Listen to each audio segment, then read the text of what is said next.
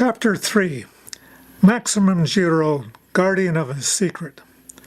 After the official reception of the secrets of Maximin and Melanie, Pius IX had a special blessing sent to each of the visionaries, not criticism or disapproval.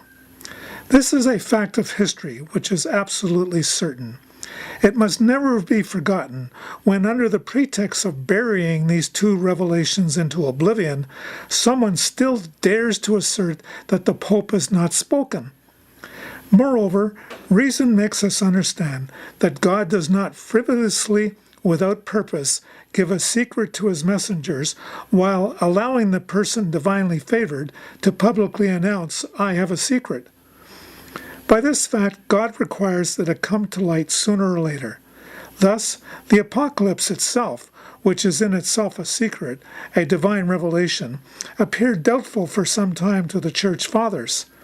Finally, the Council of Trent dispelled all possible doubts by recognizing the divine authenticity of the deuterocanonical books. Thus, light is forever shed on the authenticity of the revelation of St. John at Patmos. Let this be recalled to teach us that the secrets of La Salette, of which the world was warned as early as 1846, are not purely private truths for Mary's confidence or the Pope alone, and useless to the Church.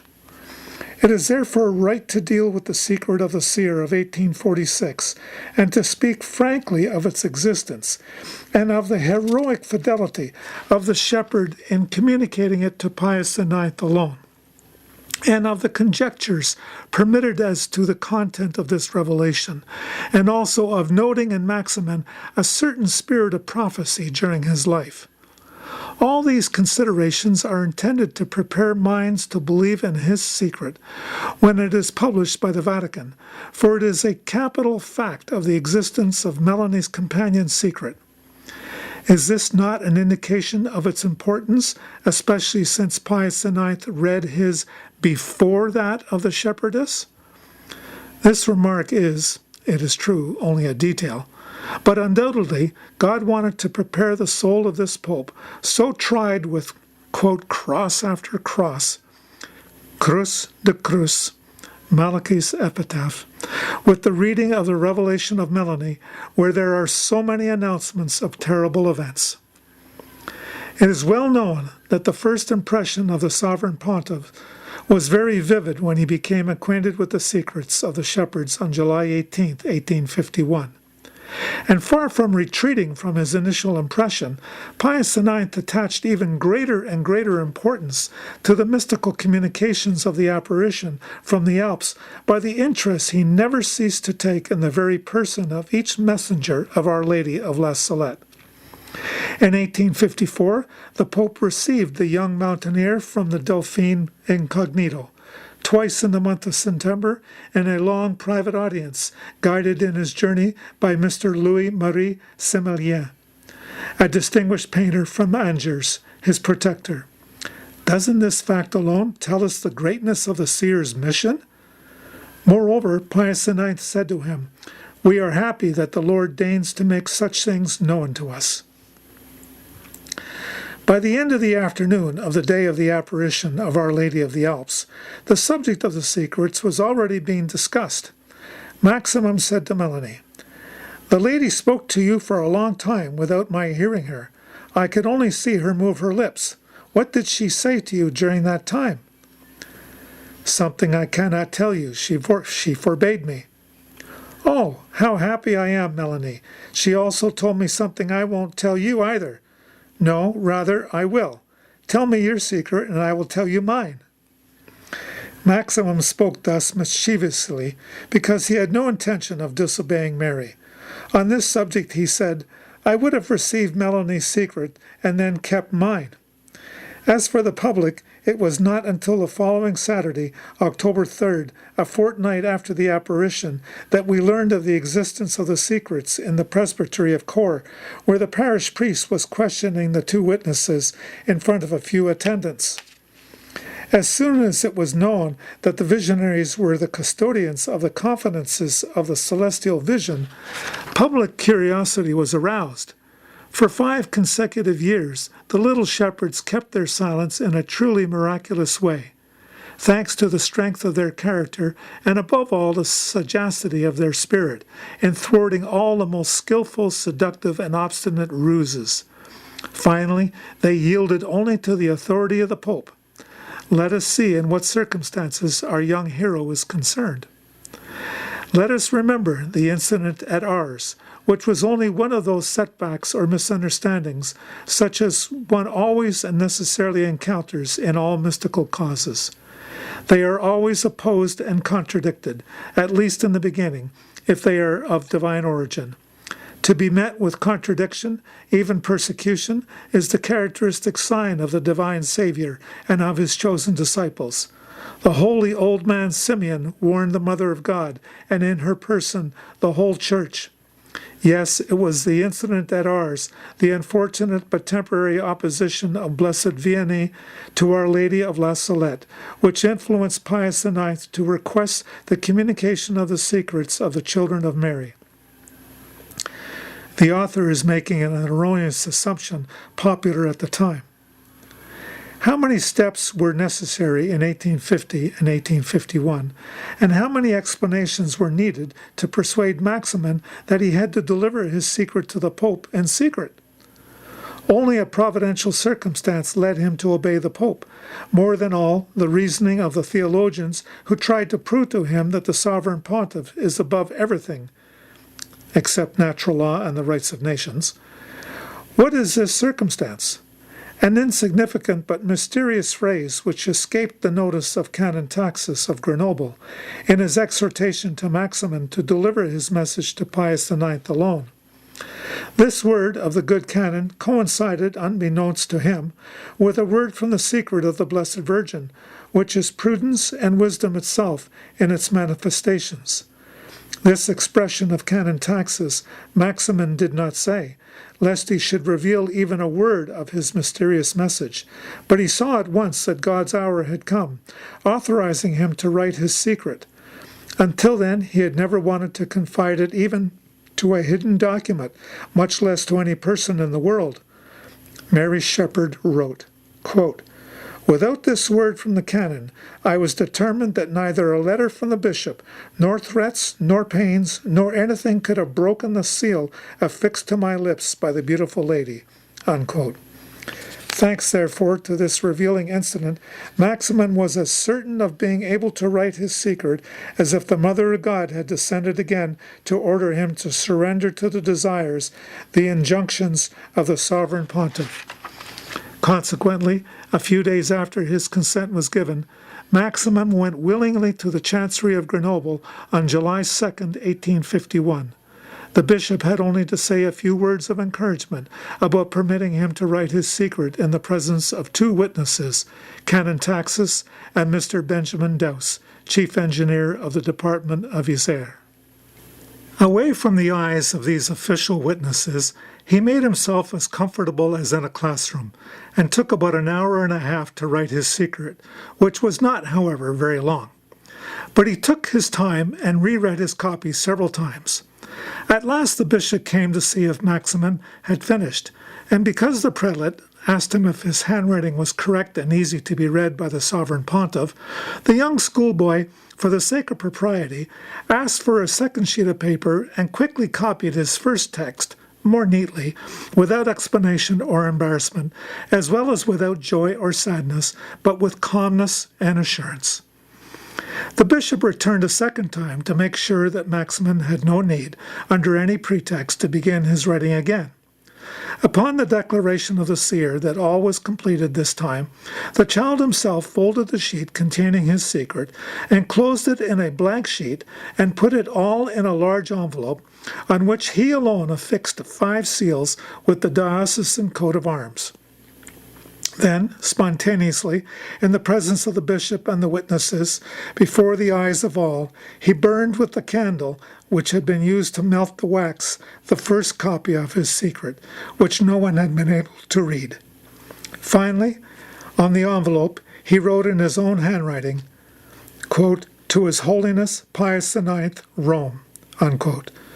The 2 witnesses in turn wrote, quote, "What is written here is the secret of the child of La Salette, Maximin Giraud," unquote.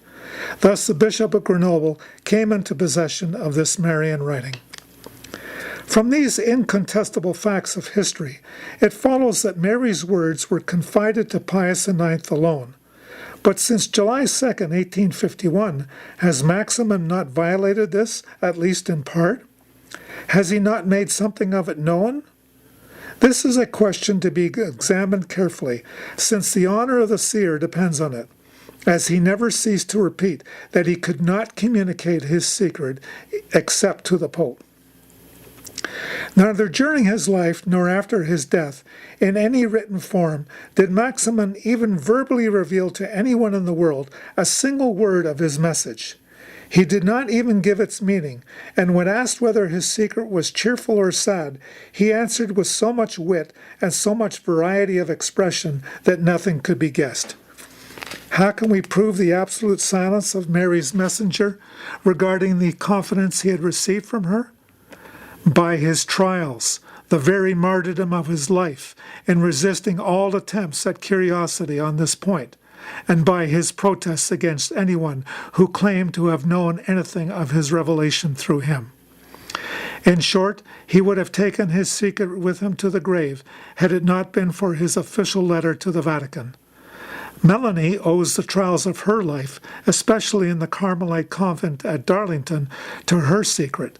Maximin, on the other hand, had to suffer much more than she did from the duty of hiding from the curious the future which the Blessed Virgin made known to him. We shall judge this by the following facts, which are only episodes in the defense of her secret. Before appreciating them, let us not forget this beautiful word of Maximin. Quote, "I would rather disobey my bishop than deliver my secret without the formal order of the Pope," unquote. If such were the feelings of the shepherd before his own bishop, how much more intractable was he with Cardinal de Bonald, Archbishop of Lyon, Metropolitan of Grenoble? This prince of the church, who was undoubtedly prompted more by Napoleon III than by his love of mystical truth, wanted at all costs to know what Mary had said to Maximin. He wanted a written record of it to send to Pius IX. To this end, he was not ashamed to engage in a Homeric struggle with the young mountaineer, coming to see him in Grenoble on purpose and subjecting him to a sort of torture for an hour and a half. When questioned about the apparition, the little seminarian from Le Rondeau answered the cardinal willingly and kindly. But when the cardinal quickly turned to the subject of his interest, namely the secret, on the pretext that nothing would reach Pius IX without his intermediary Maximin, after having answered him carefully and delicately, ended up by amusing himself by bouncing on the archbishop's cushioned chair. The cardinal, annoyed, beckoned him to take another chair, but Maximin wrote that the worst seated was not the one you think. Having defeated a cardinal who, without proof, dared to write to the emperor that he did not have to worry about the content of the secrets of the shepherds, Maximin had more difficulty in getting away from two squires. In the first days of November 1847, Mr. Reynaud, a client of the seer's father, received the obligatory visit of Maximin at his castle of Aspre-le-Coeur. At the end of the luncheon, the child, who was barely 13 years old, was overwhelmed with offers of money, the value of which he did not know, on condition that he reveal his secret. The money did not seduce him, but he was close to succumbing to a temptation of his age. It had been noticed that all morning he had been playing with a young tame chamois and with the geese and pigeons of the castle. So all the assaults were aimed in that direction. How I regret the lack of space in which to transcribe the truly literary account Maximin later gave of this childish scene. For a moment, dazzled at the thought of possessing a pretty animal and a large pigeon house, he soon became pensive, dreamy, and sad as he thought of the condition laid down that so much happiness would be the betrayal of his secret. "No," he cried in a loud voice, "I cannot tell my secret." And on further urging, he fled with his legs from the barnyard, then from the castle itself, and returned to Kôr without further ado. A few years later, in another castle deliberately not designated because of a real trap set for a poor seminarian already seeking a new path in life, Maximum's virtue was subjected to a real assault from hell. A millionaire tried to seduce the son of the wheelwright of Kôr with the luxury of his great lordship, and this during several days of magnificent hospitality under his roof, of which he gave Maximin all the worldly honours in the midst of parties and great dinners. The shepherd of La Salette himself confessed the impression made on him by these most enchanting hours of his youth. At the moment of departure, Count X said to him gravely, "Maximin, you can stay here if you want to tell me your secret. My fortune, which amounts to nearly 3 million, is yours." Maximin, laughing, replied, "Sir, you are not the first to propose to me empty donations. If it were a notarized deed, it would be different." "Well," said the Count, not at all disconcerted, "I am master of my situation. I have only one daughter who is about your age. I give her to you in marriage, and from today, by notary, I constitute you my heir with her, and you will enter into the enjoyment of her as my only son." After an hour, the notary arrived. The young girl presented herself with dignity and loyally consented to the marriage. The contract was signed with 4 witnesses. Only Maximin Giraud's signature was missing after the revelation of his secret. The seer himself reported this fact orally and in writing, as well as the feelings which agitated him during that solemn hour. To transcribe everything would take up too much space here. Let it suffice to say that Maximin, on the point of succumbing to this violent temptation, was preserved by the Blessed Virgin, who took away the memory of his secret and the possibility of writing even a few words about it. Then, miraculously struck dumb, and as if paralyzed, the shepherd of La Salette felt the redness rise to his forehead. The Count, in spite of this obvious miracle, dared to return to the charge, but at last the young man uttered a cry of despair, crying out vigorously, "No!" And at once he recovered the use of speech and memory and said quietly, quote, "That is forbidden to me. No, I can't say it. I won't say it," unquote. The audience, which included the local parish priest, was wonderfully impressed by this scene, and everyone said, "The account of the apparition is true." On the return from the castle, the crowd, already somewhat aware of what had happened, cheered Maximin in the Count's beautiful carriage, which was taking him back to Kôr, saved. From these 2 castles, let's go back to a hotel room in Kôr. There, during the holidays of 1848, before Cardinal Perrot, who was also sadly involved in the secret of La Salette, we find the famous Father Dupanloup, who later became a bishop and academician.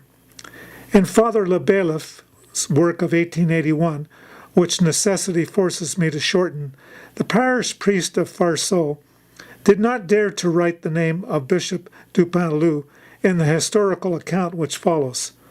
I will not imitate his prudence, as I am neither parish priest nor curate, but a free priest. Maximin was 14 years old, and to come to the point, after having undergone a real interrogation, not of a justice of the peace, but of an inquisitor, he was beaten and slapped by Father Dupanloup, because Maximin refused to reveal his secret to him. The slap was so violent, and the brutal conduct of this priest, who was reputed in the 19th century to be a great educator and catechist of youth, was so odious that the young mountain dweller wept. All the more so because on several occasions Father Dupanloup had kept him sequestered in his hotel room for 14 hours.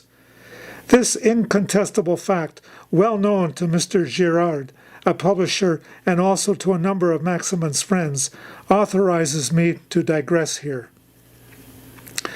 Because of their secret, Maximin was beaten, Melanie was abducted, and Bernadette sequestered. I have at heart to shine a public light on the confidant of Our Lady of Lourdes as the only way to clear up a doubt in history. Everything leads me to believe that Bernadette had received a message from heaven to communicate to the Church in a clear and public way, following the example of Melanie. This idea was given to me by a well-informed friend. I subscribe to it because of the study of mystical theology. From this principle, admitted by all the masters of the spiritual life, on the heroic humility of persons favored by God, to keep silent about what concerns them, unless they are speaking in ecstasies such as those of Marie Julie, I cannot add credence to this passage by Mr. Lasserre in his volume Bernadette. On February 25th, 1858, the Blessed Virgin spoke to the seeress as follows, quote, I have to tell you a secret for you alone and concerning you alone. Will you promise never to repeat it? I promise, said Bernadette to Our Lady. And further on we read, what did the vision tell you? She told me two things, one for me, the other for priests. Indeed, Bernadette related to the priests the message to build a chapel, but Bernadette never told the priest any further message. Since the world was not to know anything about her personal communication, why should it be mentioned to the public? Was that logical? No. Is this a communication worthy of Mary, so aptly named the seat of wisdom? No again. I therefore believe in the existence of a Lourdes secret, but which the religious authorities wanted to suppress, because it must have resembled too much that of Melanie, given that God has the habit, as we see in the Old Testament, of raising up several prophets announcing the same misfortunes, when they are to be quite terrible, and given also that Lourdes is the confirmation of La Salette, in two ways. The first, by its date of 1858, the year in which Melanie could publish her secret, which was impossible for her at that time, being sequestered in the Carmel of Darlington. Secondly, by the crucial word of Our Lady of Lourdes, pronounced 3 times, penance. Consider that this practical teaching of Lourdes, this word, penance, is precisely the word pronounced by Pius IX when he read the secrets of the 2 shepherds. Consequently, until there is proof to the contrary, I believe that Bernadette was sequestered in Nevers from 1866 until her death in 1879 as a depository of a secret of interest to the Church. If the conscience of this visionary was oppressed, what a heavy responsibility for those who participated in her confinement. Whatever the case may be, God will have the last word, for he does not speak in vain, and the mere disclosure of the existence of a secret entrusted to the visionary of the Pyrenees has already made many things clear, so that it is very wrong to write, quote, Melanie should have kept silent like Bernadette, unquote. Moreover, do we not know that Pius IX wanted Melanie to leave the Carmelite convent and be free for her mission? The saying goes that hunger draws the wolf out of the forest. Well, it didn't draw out of the secret from the lips of the shepherd of La Salette. Maximin confessed to his confusion that in 1859, in Paris, pressed by hunger, he almost gave in to the solicitations of a journalist who would have paid him a high price to publish his secret. But Our Lady of La Salette intervened once again at this perilous moment. She suddenly erased from Maximin's memory all recollection of his famous message, to give it back to him as soon as he had strengthened his resolve to remain faithful and discreet, even if it cost him his life. This is why, visibly protected by Mary, it was never possible to wrest anything of his secret from him, in spite of repeated attempts of all kinds, threats and unsuccessful attempts to entrap him into inebriation or hypnosis. On March 16, 1854, Melanie wrote, quote, all my trouble comes from the secret, unquote. In the same way, and all the more so for Maximin, thrown by Providence upon all the paths of life. By his heroic fidelity in preserving his treasure intact, God wanted to prove its value and that of the apparition itself, forming a structure where each part supports the other. All that history could reproach Mary's confidant for as regards her secret is that one day he scratched and scribbled down a sort of prophetic revelation to please Mr. Dowse, who was pestering him on August 11, 1851. This pious layman carefully preserved the autographed copy of the Little Seer. But soon, and especially before his death, the writer protested against Mr. Dowse, who believed he possessed the full secret, whereas he had naively received from him only a prophetic allegory, similar to the certain letters he sometimes wrote to nuns who were pestering him to know the future.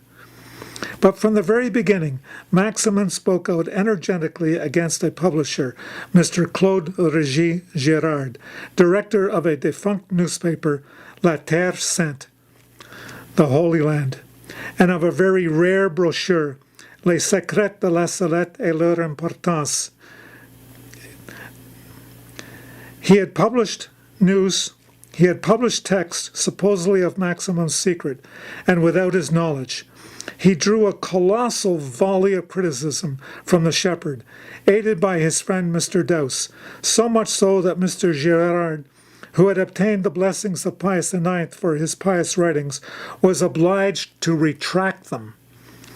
It is therefore by mistake that the so-called secret of Maximin was reproduced in 1880 in the Life of Father Gérin, parish priest of Grenoble, and that the author of the book Notre-Dame de la Salette et ses deux élus, Our Lady of La Salette and her two chosen ones, Librairie Domaine Coeur de la Monnaie, à Cayenne, Calvados, reproduced it in good faith in 1906.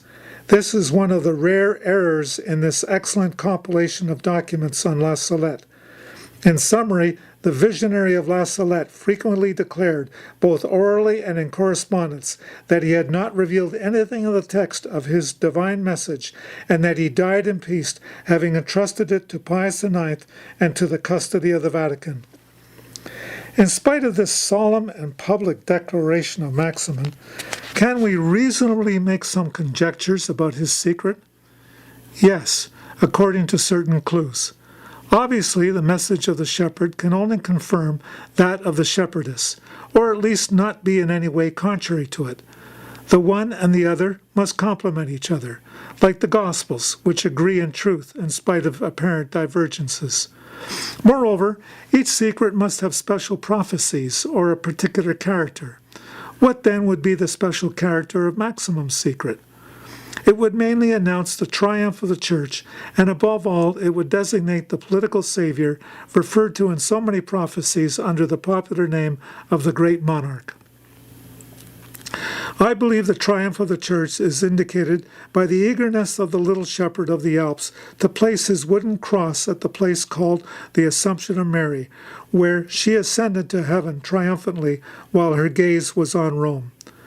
Pius IX was, more than his two successors, the tried and tested pope, crucified according to Malachis, so apt motto concerning the popes, Crus de Cruz.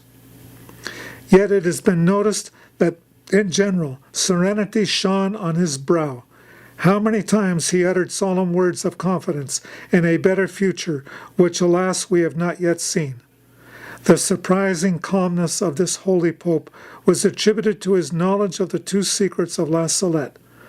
In 1869, Maximin wrote to his Spanish benefactor, the Count of Penalver, these remarkable words, quote, I never tire of praying for Pius IX, who is the greatest man we have in our time. He loves Our Lady of La Salette very much. She upholds him in his sorrows and assists him in the government of the Church. He often refers to the slightest public and secret words of the beautiful lady. I do not say this to the detriment of my secret, which I have entrusted to the Pope alone, just as I do not openly reveal the secret when it escapes me to speak of certain matters being discussed by everyone else, as the time arrived concerning some of the events which had been foretold to me." Unquote. Before speaking of the great monarch, let us note, to Maximum's credit, that he made several predictions during his lifetime that were fulfilled. They could only be explained by his secret, certainly accompanied, as in the case of Melanie, by the vision of prophetic images confirming and explaining the words of Mary that were confided to the two children on September 19, 1846. Without claiming to relate everything in this regard, a few facts will suffice. On November 31st, 1874, Father Boraillon, chaplain in Grenoble, wrote to Maximum, "Remember, my dear Maximin, that in Grenoble, in the Rue des Prêtres, at least 6 months before the events, you predicted to me so exactly the siege of Paris, the famine of the Parisians, the entry of the Prussians into the capital, and what was especially impressive, the fire set by the Prussians, which was intended to cleanse the palace of the Tuileries. All these things which I took, I confess, for jokes, and which frivolously angered those to whom I repeated them, notably Father G, have been fulfilled in such a precise manner that I have faith in your predictions. I have every right to do so. Be so kind as to tell me what you foresee in our religious and political future." Unquote. As early as November 1847, Maximin, as a child, hearing Melanie say that Paris will be burned, instinctively exclaimed, "Oh, here is Melanie telling us her secret." For his part, on July 29, 1851, he asserted that there would be 4 kings surrounding Paris when Paris burns. And when it was insinuated to him, 20 years after this first prediction, which Mr. Dowse possessed in writing, that Paris would be burned by the Prussians, our seer replied at once, "It is not by the Prussians that Paris will be burned. It is by its scoundrel."